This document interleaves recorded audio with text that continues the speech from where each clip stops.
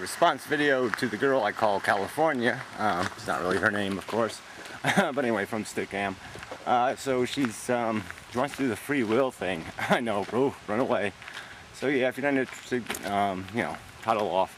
But anyway, so she concedes basically, yeah, we're made up of cells. It's hardware. There's no magic pixie dust. Neurons have to be arranged. They're arranged by deterministic forces, the connections, the associations in our brains, the reflexes.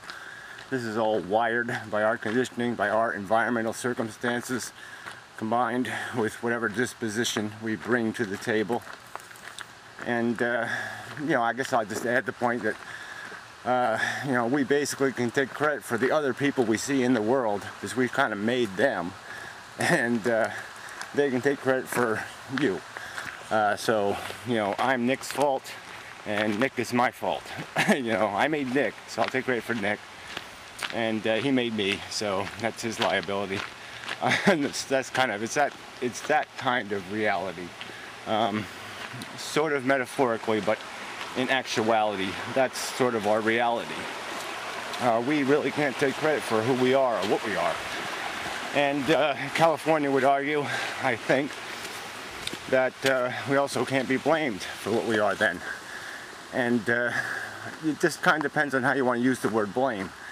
We can certainly describe other people as deficient, broken, inadequately programmed, badly programmed. So it's not an issue of blame or punishment. It's an issue of deterrence when it comes to crime, or really nasty behavior. You have to deter it, and you can deter it. So if you have a law, it sits out there like another influence, like another person, and it affects how people behave. It changes their behavior. It changes the equations in their head and what they will and will not do, because it adds risk to their equation. For certain behavior, there will be a punishment. People. Alright, continuing where I left off.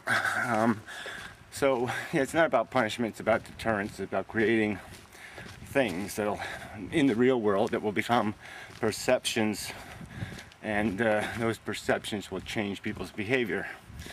So, it's not about punishing people, but you can judge them still, and even the act of having a conversation about ethics and morality can change how people will behave.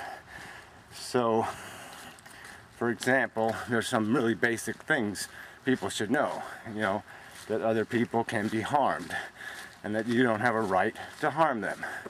Now, it's really basic stuff, and we can say if something is operating without understanding that, then they're broken, and maybe catastrophically broken.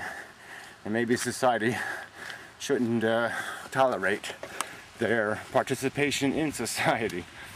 So they either have to be locked away to protect society, to discourage other people from not realizing that simple truth, and then there might be a point where you say, yeah, they're just not worth the investment, and you humanely put them to sleep like you would a rabid dog, just to, you know, to prevent its own suffering and the suffering of society. There's an incompatibility, and you just acknowledge it and do what you have to do to correct it, because you can assess blame. You can say the incompatibility isn't society's fault, it's that broken son of a bitch's fault, because he couldn't glean the simplest truth from this reality, that he doesn't have a right to impose harm on other people. So it's not that complicated. Sorry, but the whole free will thing and the lack of it is sort of an interesting subject, because it just leads to so much, combined with the other video about futility. Because this is, you know, we can't take credit for anything. We can't be anything but what circumstances dictated. And what's the fun in that?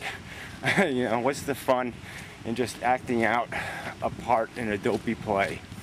I mean, maybe if we could truly be, you know, if we really had some sort of spark, that we really were the first cause, well then maybe you'd say this might be worth playing with because there was some source of originality. But we're not the first cause. We don't get to be spontaneous in any real way. And so we're just playing out a game. We're reading scripts, playing out our role, and it's kind of sucks when you think of it that way. Just as an ego deflator, and that in a way that kind of shows how ego-driven we are. It's because when you realize that you know, that perception that you are accomplishing something, or that you are something special, or that you earned something, when you lose that, you lose a lot. You lose a big part of what life is, and that's how superficial we are. We like to win the competition, and that's what we've been programmed to be, is competitive, and to say, yes, I'm one of the betters. You know, we like being us and them because we want to be the elite. We want to be the best, and that's what drives us. So it's just another, it exposes, just even the subject exposes more holes in this facade of bullshit that our psychology feeds on. And that's all it's doing, it's feeding. It is an addicted machine, and it's feeding. And that's not a very dignified position to be in, to just be playing out your role in this consumption and reproduction bullshit game. I said it before, but yeah, we're being owned by a stupid molecule. A dumb fucking molecule owns us. And you know, because we're too full of ourselves to realize it's pulling the strings. And so it's just completely taking advantage of us because we won't acknowledge its power and do something to figure out whether it should be pulling the strings or whether we, using our reasoning capacity, which is a whole nother part of free will argument, like we think we're creating something new, but we're creating what was inevitable based on the parts we threw into the recipe. So if you learn a few basic facts, you can put the A, the B, the C together and come up with a D. So we can feel like we're inspired, but really isn't inspiration. It's just putting the right mix together at the right time, and there you go. It's sort of just like the way life got created in the first place. The right circumstances put together, and there you go. You got a reproducing cell. No magic, just chemistry fulfilling its deterministic role in a bullshit play. So anyway, this is probably enough of a video, as I say. And so, till the next time.